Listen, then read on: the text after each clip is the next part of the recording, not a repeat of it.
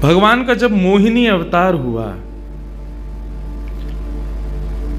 तो मोहिनी अवतार के उस स्वरूप के सौंदर्य पर 33 कोटि देवता न्योछावर हो गए। सबके मन में यह भाव आया, ये जो भी प्रकट हुई हैं ये किसी भी प्रकार से हमको हमारी गृहिणी के रूप में प्राप्त हो जाए। इतने सुंदर ठाकुर जी बनकर के आए। चंद्रमा भी पीछे पीछे चल रहे हैं, शंकर जी भी पीछे पीछे चल रहे हैं, ब्रह्मा जी भी पीछे पीछे दौड़ रहे हैं, वरुण आदि आदि जितने भी देव हैं सब मोहिनी पर ऐसे लट्टू हुए कि एक बार हमको देख बर ले, एक बार केवल हम पर दृष्टिपात कर दे, उसी मात्र से हमारा कल्याण हो जाना है। ऐसा ठाकुर जी का स्वरूप। परंतु उन 33 कोटि देवताओं में एक देव ऐसे हैं जिनका मोहिनी के प्रति ऐसा कोई दुर्भाव नहीं था, और वो देव थे सूर्य। सूर्य ने जब मोहिनी के सौंदर्य को देखा तो उनके मन में भाव आया, इतनी सुंदर, इतनी सुकुमारी, इतनी कोमल, इतनी मधुर। सबको तो लगे हमारी पत्नी बने, लेकिन सूर्य को लगे मेरी बेटी बन जाए, मुझे पुत्री रूप में प्राप्त हो जाए।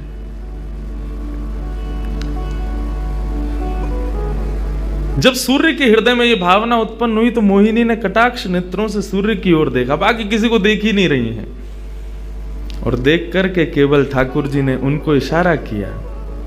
बोले तो आपकी ऐसी इच्छा है? सूर्य बोले जी भगवान, मेरी बहुत अभिलाषा है कि आप पुत्री रूप में मेरे यहां पधारो। ठाकुर जी बोले इतना साधारण नहीं है हमको प्राप्त करना, पुत्र रूप में प्राप्त करना फिर भी साधारण होगा, लेकिन पुत्री भाव में ये तो असाधारण है, इसके लिए आपको तप करना पड़ेगा। सूर्य बोले मैं आज से ही तप करूंगा, लेकिन आप वचन दो मेरे यहां पधारोगे और इसी रूप में पधारोगे। मोहिनी ने कहा यदि मैं तुम्हारे भजन से प्रसन्न हुई, यदि तुम्हारी भक्ति में, तुम्हारे प्रेम में प्रबलता हुई, मोहिनी 33 कोटि देवताओं को मोहित करती है, लेकिन तुम्हारे भजन के प्रभाव से मैं जब तुम्हारे यहां अवतरित होंगी तो मोहिनी को भी मोहित करने वाला रूप धारण करके आऊंगी। मोहिनी जिसने तीनों लोकों को अपने रूप पर न्योछावर कर दिया, वो मोहिनी भी जिस रूप को देख करके मोहित हो जाए, वो रूप आएगा आपके यहां पर। वही सूर्य वृषभानु जी के रूप में प्रकट हुए हैं। और जब वृषभानु जी के रूप में प्रकट हुए, उससे पहले एक राजा के रूप में भी आए थे, तब भी इन्होंने तपस्या की थी, लेकिन ठाकुर जी नहीं पधारे। जब वृषभानु के रूप में प्रकट हुए तो इन्होंने ठाकुर जी का यजन करना बंद कर दिया, ब्रह्मा जी का यजन प्रारंभ किया। ब्रह्मा जी से प्रार्थना की। ब्रह्मा जी प्रकट हुए, बोले क्या वरदान चाहिए? बोले वरदान आपसे नहीं चाहिए, वरदान हमको किसी ने कहा था कि वे हमारे यहाँ पुत्री रूप धारण करके आएंगे, मुझे लग रहा है वो कहीं भूल नहीं गए हो। इसलिए ब्रह्मा जी आप बहुत करीब हो ठाकुर जी के, आप उनको जाकर के संकेत करो कि कोई आश में बैठा उनकी में। जब से मोहिनी स्वरूप देखा तब से हम पागल हुए फिर रहे हैं। 33 कोटि देवताओं के मन में यही आता है कब प्रकट होंगी दोबारा। कृपा करो, आप प्रार्थना करो कि वो पधारें। ब्रह्मा जी बोले आपके भजन में इतनी सामर्थ्य है कि ठाकुर जी मना नहीं कर सकते। बोले तो फिर मुझे विश्वास के लिए कुछ तो कह करके जाओ। ब्रह्मा जी बोले मेरी जिम्मेवारी बन जाए, इसलिए चलो इस पर्वत के रूप में मैं विराज जाता हूं। और बरसाना पर्वत के रूप में श्री ब्रह्मा जी विराज गए। ठाकुर जी आएंगे, मैं जिम्मेवारी लेता हूं, इसलिए मैं ही पर्वत बन के बैठा हूं। ब्रह्मा जी ने जाकर के प्रार्थना की। ठाकुर जी बोले मैं तो सच में ही भूल गया था कि मुझे जाना है। बोले भगवान वो बहुत प्रतीक्षा कर रहे हैं आपकी। वृषभानु जी का भजन कैसा बताया। वृषभानु जी की एक ही इच्छा है कि मेरे पास जो पुत्री रूप ठाकुर जी का आवे,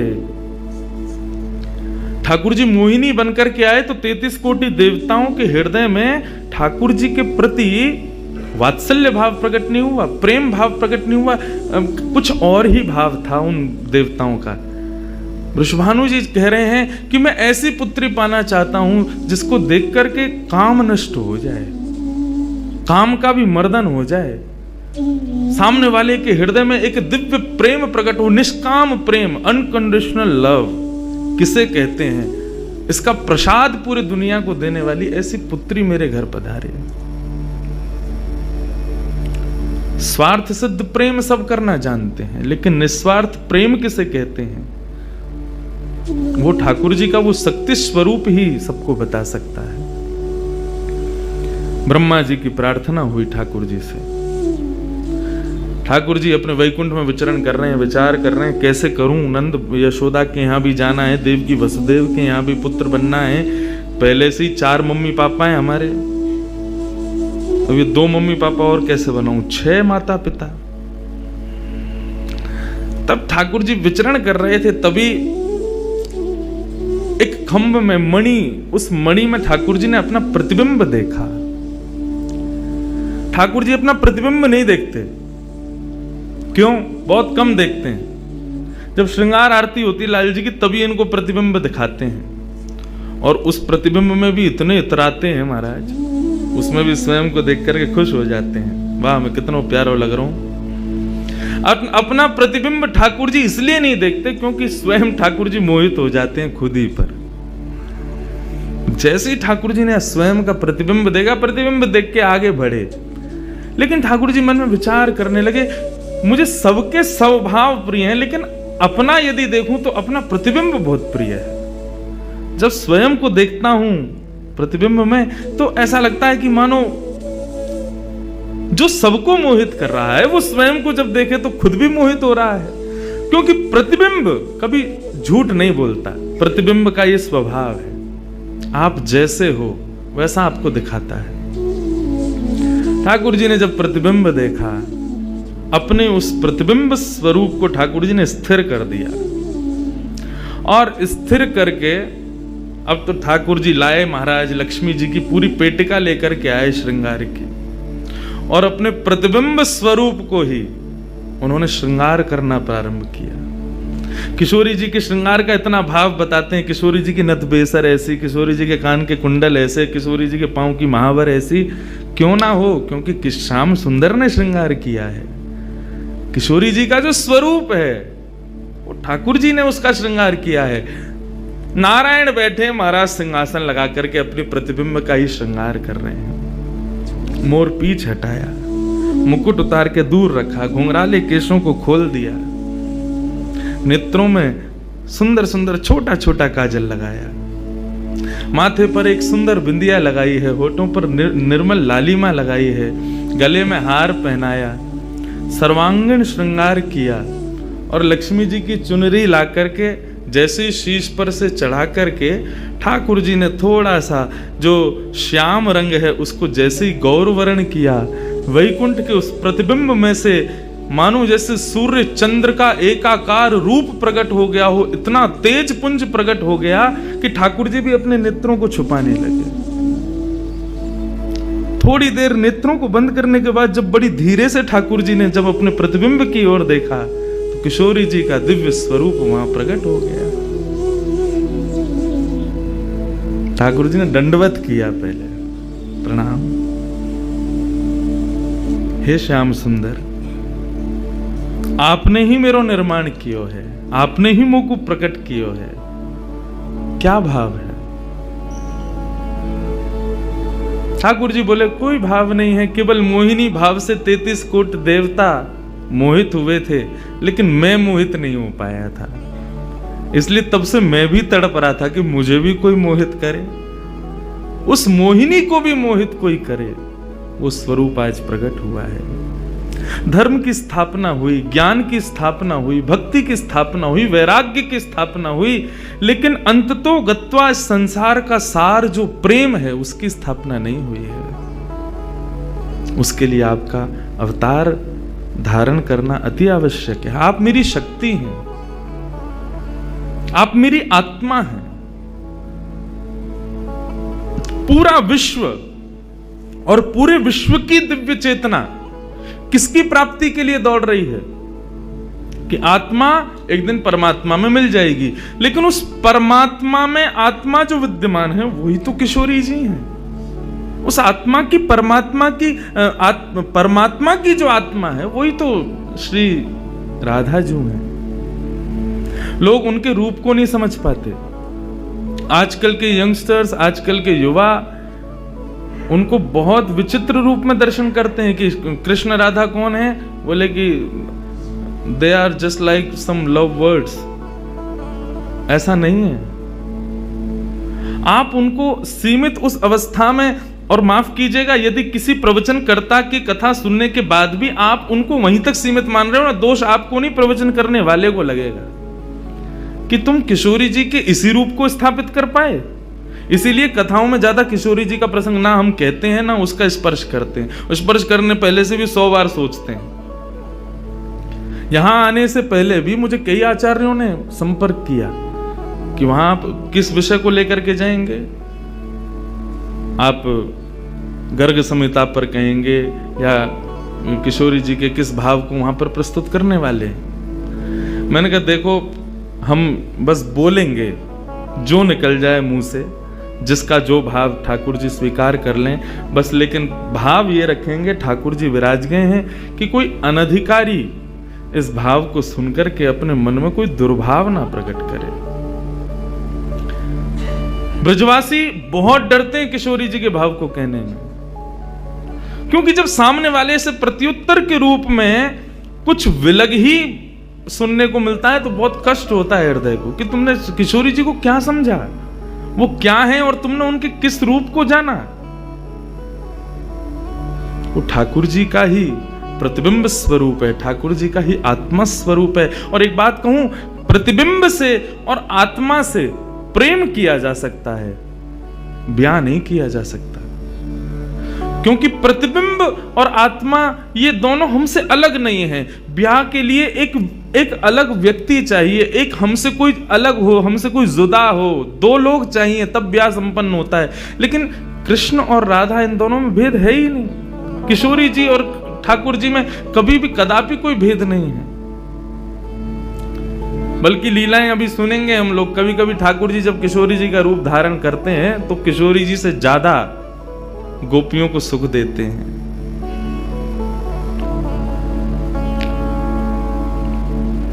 ऐसा भाव।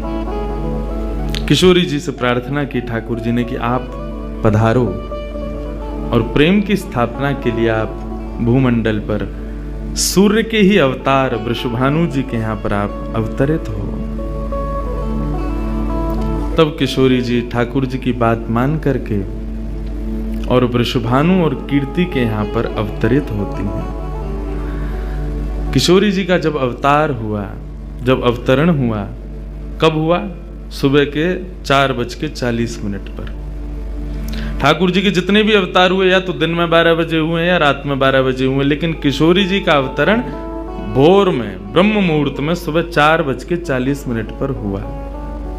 क्यों? बोले राम कृष्ण आदि जितने भी ठाकुर जी के अवतार हैं राक्षसों के वध के लिए आते हैं, तो या तो सूर्य की तेज ताप में उनका जन्म होता है, मानो वे प्रकाश स्वरूप हैं ऐसा भाव बताते हैं, या रात्रि में 12 बजे होते हैं, वो इसलिए होते हैं, वो मानो ऐसा भाव रखते हैं कि चंद्रमा अंधेरे को दूर करता है, वो ज्ञान का प्रकाश है, वो ज्ञान है, उससे अंधेरा दूर होता है। तो ठाकुर जी रात्रि प्रकट होकर के ऐसा भाव रखते हैं कि काले निशा, काला ज्ञान जितना भी है धरती पर, उसको दूर करने के लिए हम पधारे हैं। लेकिन किशोरी जी का जो अवतरण है वो 4:40 ब्रह्म मुहूर्त में होता है। उसका क्या भाव है? बोले 4:40 ब्रह्म मुहूर्त के बाद सूर्य प्रकट होना प्रारंभ होते हैं। मतलब सारे मंगल कार्य ब्रह्म मुहूर्त में होते हैं। चिड़ियाओं का चहकना, कई पुष्पों का प्रकट हो जाना, मानव के मस्तिष्क में आज मुझे क्या करना है, वो दिव्य चेतना का प्रादुर्भाव होना, ये सब कुछ सुबह ब्रह्म मुहूर्त से प्रारंभ होता है। और सबसे बड़ी बात, सूर्य प्रकट होते हैं, धीरे धीरे धीरे धीरे अंधेरे को दूर करते हैं और धीरे धीरे धीरे गतिमान होते हैं 12 बजे तक। तो किशोरी जी का प्रादुर्भाव ब्रह्म मुहूर्त में हुआ, इसका ऐसा भाव बताते हैं कि मानो वो प्रेम जिस प्रकार प्रादुर्भाव से लेकर के और आगे के गंतव्य तक नित्य प्रति बढ़ता रहे, उसका वर्धन हो, वर्धन करने के भाव से किशोरी जी ब्रह्म मुहूर्त में पधारी। क्योंकि वर्धन होना ही एक नवीन दिन का ब्रह्म मुहूर्त से प्रारंभ होता है। ऐसे ही प्रेम का वर्धन, भक्ति का वर्धन, भाव का वर्धन, उन सब का वर्धन करने का प्रतीक है किशोरी जी, इसलिए ब्रह्म मुहूर्त में जन्मी है। किशोरी जी का प्रादुर्भाव हुआ, पूरे बरसाना में आनंद उत्सव मनाया गया, सब नाच रहे हैं, गा रहे हैं, आनंद मना रहे हैं। नंद बाबा भी आए, यशोदा जी भी आई हैं, उन्होंने भी आकर के वृषभानु जी को बधाई दी है। सब कुछ हुआ, लेकिन किशोरी जी के प्रादुर्भाव में एक वैचित्र था। क्या? दिन बीत गए 8, लेकिन किशोरी जी ने अभी तक नेत्र नहीं खोले। अभी तक किशोरी जी केवल एक छोटी सी बालिका हैं, एक सुकुमारी हैं, परंतु अभी तक किसी को भी किशोरी जी के नेत्रों का दर्शन नहीं हुआ। अभी तक किशोरी जी के नेत्र नहीं खुले हैं। इस बात से कभी कभी चिंतित हो जाते हैं वृषभानु जी और कीर्ति कि हमारी लाली है तो गई है, लेकिन पता ना क्यों अपने नेत्रन को नहीं खोल रही है। कभी कोई संत आ जाए, कोई वैष्णव आ जाए, कोई ब्राह्मण आ जाए, तो उनसे निवेदन करते हैं कि हमारी लाली नेत्र नहीं खोल रही। तब देवताओं ने नारद जी को भेजा, आप जाओ और जाकर के वृषभानु जी के इस मन के भाव को पूर्ण करके आओ, किशोरी जी के सुंदर नेत्रों का दर्शन उनको कराओ। तब श्री नारद जी महाराज का आगमन हुआ। नारद जी जैसे ही आए तो वृषभानु जी ने नारद जी को देखते ही सबसे पहले अपने पुत्र को बिठा दिया। श्री दामा से मिलो, हमारा अब लाला है। नारद जी उससे मिले, उसका सब देखने लगे। नारद जी मन में विचार कर रहे हैं कि ये उनसे कब मिलवाएंगे, किशोरी जी का दर्शन कब होगा। 2-3 दिन तक नारद जी विचरण करते रहे बरसाने में। वृषभानु जी का मन तो होता है कि मैं इनसे कुछ कहूं, कुछ पूछूं, थोड़ा किशोरी जी के बारे में, अपनी लाली के बारे में न कुछ जानूं, लेकिन अभी वो भाव प्रकट नहीं हो रहा है। तब एक दिन एक छोटी सी बरसाने की लाली को जब नारद जी महाराज खिला रहे थे और उससे प्रेम चर्चा कर रहे थे, ये दृश्य जब वृषभानु जी ने देखा, उन्होंने तुरंत नारद जी के चरण पकड़े और कहा, हे भगवान, हमारी एक लाली भई है, बहुत सुंदर है, सुकुमारी है, नन्ही सी है। अभी वाकु देख करके स्पर्श करवे में डर लगे कि कहीं हमारे स्पर्श से कोई कष्ट ना है जाए, या हमारे हम सबन को दर्शन भी ना करा में। लेकिन महात्मन आपसे पूछना चाह मैं, हमारी लाली नेत्र नहीं खोल रही है, कहा भाव है? नारद जी तो तुरंत बोले, अरे तो तुमने इतने दिन से क्यों नहीं बताया? वो तो पहले से ही बैठे थे तैयार कि ये जल्दी बोले तो मैं जाऊं, जाकर के दर्शन करूं। बोले संकोच है रहे हो? बोले संकोच मत करो, अभी लेके चलो। कहां है तुम्हारी लाली, मुंह को बताओ। नारद जी महाराज जा रहे हैं वृषभानु भवन में। एक बेड़ी पार की, दूसरी बेड़ी पार की, तीसरी बेड़ी पार की। जैसे ही भीतर पहुंचे हैं, सुंदर सुगंधी भीतर से प्रकट हो रही है। सामने स्वर्ण जटित एक पालना है, और जैसे ही उस पालने में जाकर के नारद जी ने दर्शन किया, कमल कली को वृषभानु की लली को रंग, कैसा रंग है? बोले जैसे कमल की कली हूं मैं ना, ऐसी श्री वृषभानु नंदिनी है। नारद जी ने जैसे ही उनको दर्शन किए हुए आनंदित है गए, आनंदित है करके प्रणाम करने लगे। वृषभानु जी बोले, हमारी लाली नेत्र नाय खोल रही है, आप कृपा करो ना। नारद जी बोले, एक मंत्र पढ़ना पड़ेगा, कुछ करना पड़ेगा, तंत्र मंत्र करना पड़ेगा, तब आपकी लाली बोलेगी। वृषभानु जी बोले, देख लो, ले संभल के करियो, हमारी लाली बहुत कोमल है, वो ना स्पर्श नहीं करेंगे, दूर बैठ के करेंगे। वृषभानु जी बोले, तो करो। बोले, आपको पहले बाहर जानो पड़े, वो एकांत में करेंगे। कीर्ति वृषभानु जी को देखें, बोले लाली को अकेला तो ना छोड़ेंगे? बोले नहीं बाबा, विश्वास पात्र है, हम कर सके। वृषभानु जी और कीर्ति दोनों जैसे ही बाहर पधारे, नारद जी ने गेट बंद कियो, तुरंत चरणन में प्रणाम कियो और प्रणाम करके सीधे सन्मुख बैठे हैं। हे कृष्ण मनोहारिणी जय वृंदावन प्रिया, जय भू मंगल ललिता, जय वेणु रवाकुल, जय कृष्ण मनोहारिणी जय वृंदावन प्रिया, जय भू मंगल ललिता, जय वेणु रवाकुल। जैसे ही नारद जी के मुख से ये शब्द प्रकट हुआ, जय कृष्ण मनोहारिणी, ये कृष्ण मनोहारिणी शब्द जैसे ही नन्ही सी श्री किशोरी जी के कान में कृष्ण शब्द गयो, कृष्ण शब्द जाते ही नन्ही सी किशोरी जी के नेत्र अपने आप धीरे धीरे खुलन लगे, मुख पर एक प्रसन्नता सी प्रकट है गई। नन्ही सी किशोरी अभी करवट लेनो भी नहीं जाने, लेकिन जैसे ही बार बार ये श्लोक का गान नारद जी के द्वारा हो रहा है, जय कृष्ण मनोहारिणी जय वृंदावन प्रिय, इसको सुनकर के किशोरी जी जो अभी करवट लेनो भी ना जाने, वो अपने पालना को पकड़ करके अपने पालना से उछक करके वहीं से झांक करके श्री नारद जी को देख रही हैं। और नारद जी ने जैसे किशोरी जी के रूप को देखो है, सुंदर मृगनयनी किशोरी जी आज नारद जी को देख रही हैं। मुख में भी दांत ना है, बिना दांतन के किशोरी जी के मुखमंडल की प्रसन्नता देख करके नारद जी आनंद विभोर हो गए। नारद जी बोले, आपको ये कीर्तन भायो, आपको ये कीर्तन प्रिय लगो? किशोरी जी के मुख से केवल किलकारी निकल रही है।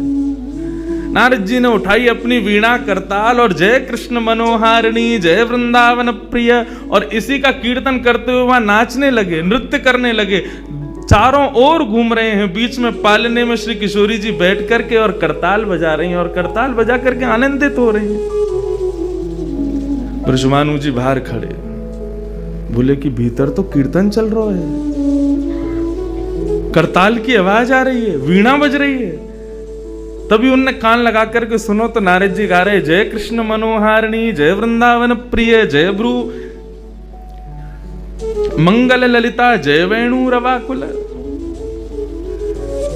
वृषभानु जी ने ये स्वर सुन लिया, लेकिन जैसे ही थोड़े से गए हैं और खिड़की में जाकर के भीतर झांक करके देखा, अद्भुत दृश्य। नन्ही सी किशोरी ज्यादा से ज्यादा 8 दिन की होंगी, 10 दिन की होंगी, अपने पालना में पौड़ करके स्वयं को झुला रही हैं, करताल बजा रही हैं। चारों तरफ नारद जी वीणा बजा करके करताल बजा करके आनंद से किशोरी जी को मुखोल्लास कर रहे हैं। ये दृश्य देख करके श्री वृषभानु जी को एक बार तो मूर्छा आ गई, मैं वास्तव में 8 दिन की बालिका को देख रहा हूं। उन्होंने कीर्ति को कुछ नहीं बताया। नारद जी महाराज ने प्रणाम किया, तब किशोरी जी की सहचरियां प्रकट हुई और कहा कि हे नारद, आपने हमारी किशोरी जी को बहुत सुख प्रदान किया है। जब कभी भी आपको ऐसा दर्शन करना हो तो हम आपको कुछ स्थान बता रहे हैं। गोवर्धन, श्री यमुना पुलिन और ब्रज कुंज, इन 3 स्थानों पर आप जब कभी भी हमारी किशोरी को स्मरण करके यही कीर्तन को गान करोगे, किशोरी जी को यही स्वरूप आपको दिखेगा। ये हमारा वरदान है आपको, क्योंकि आपने किशोरी जी कृपामयी तो हैं। लाल जी 10 बार विचार करेंगे कृपा करवे में, किशोरी जी विचार थोड़ी करें, वो तो तुरंत करुणा करें।